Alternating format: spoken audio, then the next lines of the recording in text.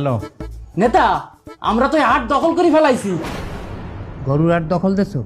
হয় আরে আমরা এই জায়গায় আসলাম আর হাট দখল করে ফেলালাম। এখন এই জায়গা সব তো আমাকে দখলে, এই যারা হাট মাঠ সব আমাকে দখলে। সত্য? আরে এই জায়গার লোকজন তো আপনার ব্যাপক ভক্ত, এরা আপনারে খুব ভালোবাসে। তো এর একটু আপনারে দু চোখ দিয়ে একবার দেখতে চাই।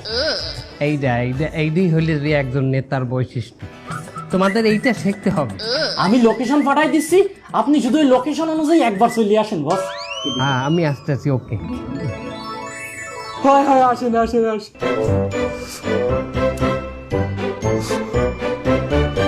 মা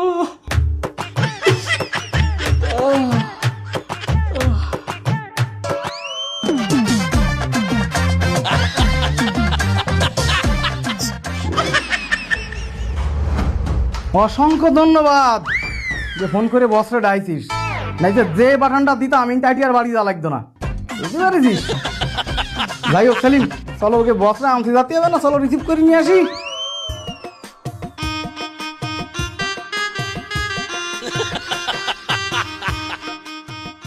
লোকেশন তো দেখায় এই জায়গায়। সর্বনাশ, এই জায়গায় তো আমার একটা ভালো স্মৃতি নাই। এই হাজতেই তো আমি বন দিয়েছিলাম। এই জায়গার কথা দেখাইলে কেন ওরা? ওটা ফোন দিয়ে দেই তো।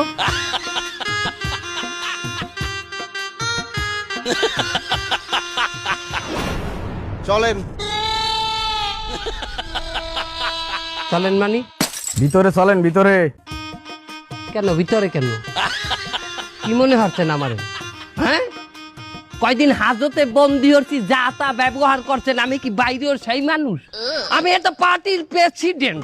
এখনই বলান দিলে 2 লাখ লোক আইনে হাজির হয়ে মপ শুরু করে দিয়ে দেবে। চেনেন আমারে? যান আপনাদের কাছে, আপনারা যান, আমি মাইন্ড করলাম না। আমার একটা মিটিং আছে এই জায়গা। হ্যাঁ, ওই সেই মিটিং তো ভিতরে হচ্ছে, সবাই ভিতরে আছে, আপনি গেলে শুরু করতে পারি, চলেন। থানার মধ্যে আমার গরু বাজারের মিটিং? আশ্চর্য। হ্যাঁ, ওয়াও, এক সময় আমি এই থানায় বন্দি আসলাম। কি অত্যাচারটা না আমাকে করছেন আপনারা? আজ আমারই গরুর বাগবাটোর আর মিটিং আপনাদের থানার মধ্যে। বাহ, কি খেলা খেলিছো তুমি শূন্যতে বসিয়া, দয়াল রসিয়া, মেলে না তোমার হিসাব করছিয়া। এখন কি সসম্মানে ভিতরে নেবেন? হ্যাঁ, ওই যে ভিতরে ঠান্ডার বিরিয়ানি আছে, চলেন।